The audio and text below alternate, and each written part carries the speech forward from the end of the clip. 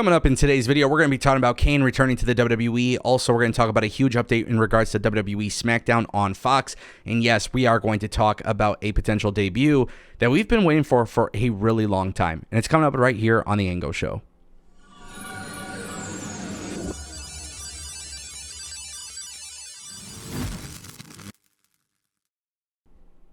Love him or hate him, we're talking about Kane because he was recently speaking about a potential return to the WWE. So if you guys didn't know, PW just dropped an interview with Glenn Jacobs, who is known as Kane in the WWE, and the topic of him coming back to the WWE was brought up.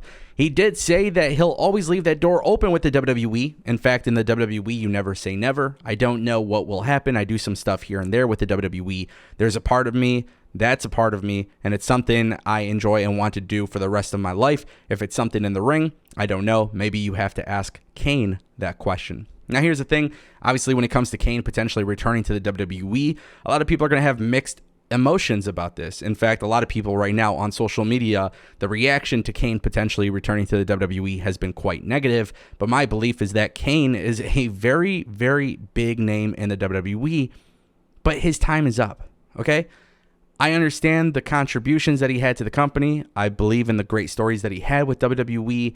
He had a big history with the WWE, but there is no reason, no rhyme or reason whatsoever for Kane to come back to the WWE and take up TV time from somebody else unless Kane was simply there to have some sort of little part-time feud to put over an emerging star. Maybe like if Joe Gacy were to get called up to NXT and you want him to go over somebody, okay, maybe I can understand the idea of having them feud.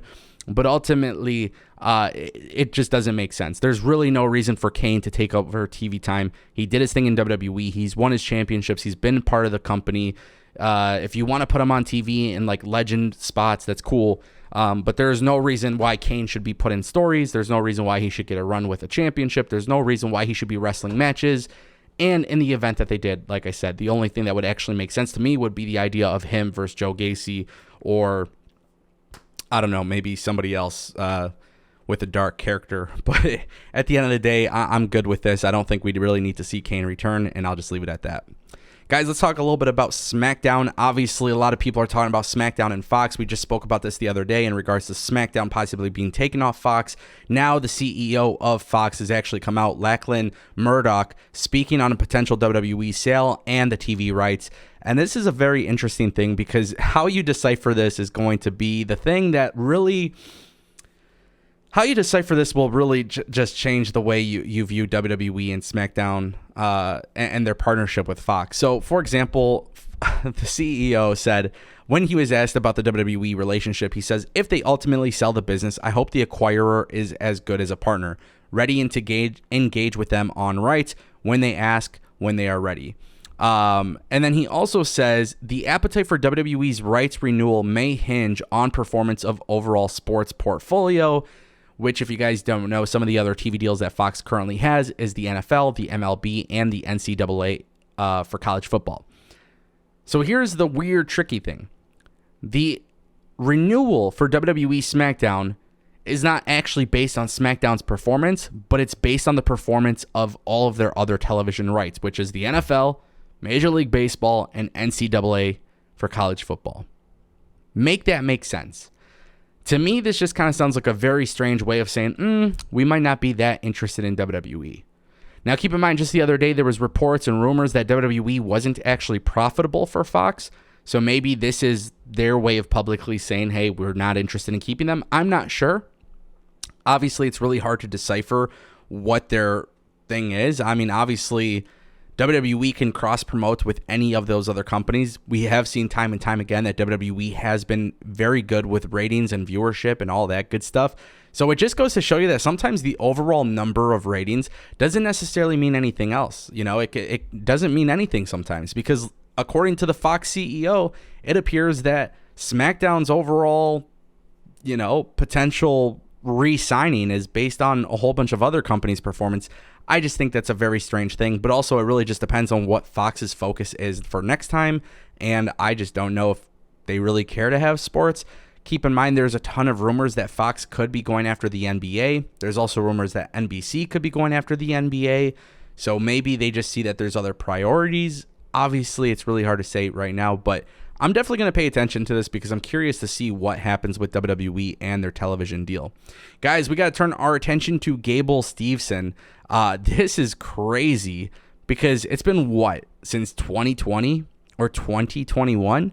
I can't even tell you how long we've been waiting for Gable Steveson to finally wrestle in the WWE. And now it could be happening soon. This is so strange. So basically, for those who don't know, Gable Steveson, talking about this publicly, says that he is nearing his debut with the WWE, and he is also targeting his second Olympic gold medal in 2024. He says he misses being on the mats. He told MMAfighting.com that he misses showcasing his skills every year and going out there and putting on a good show and going out there and winning the national tournament.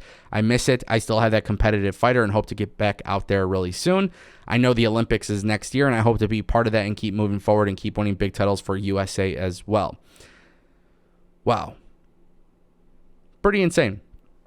Also, he does say that his priority right now does remain WWE, but he's hoping the organization will support his desire to return to the Olympics next year. I think that's a discussion when that time comes, and that's a discussion as for how my schedule may play out. And you never know how it may play out. As of right now, it's a yes or no, but at the end of the day, I'll be ready to compete and put on a good show as always. I'm hoping to return to the Olympics. I will be ready if that time comes around, and I won't stop being ready until I know if I can go and if I get that yes or no. It would be really amazing to win a second gold medal, and I hope it happens, and I hope I can do that. It would be really amazing. I feel like if there's someone who can do it, it is me. I've got that burning passion to keep doing it. And then, obviously, there is a lot of talk about him and his desire to prove himself in the WWE. He says, I'm pretty close to debuting and being on screen. I'm just waiting for that call and waiting for that time. Some days it's stressful because I never know when it will come. I'm used to amateur wrestling where it's like, hey, we have the Olympics in 3 or 4 months, and we have the Olympic trials in 2 months, so be ready for it. Right now, you're going through the motions with no goal, and I wish I could have that goal in sight and put forth and give people real answers when I'm debuting. But it will be coming really, really soon, and I mean really, really soon. Probably after WrestleMania or just a little bit after that.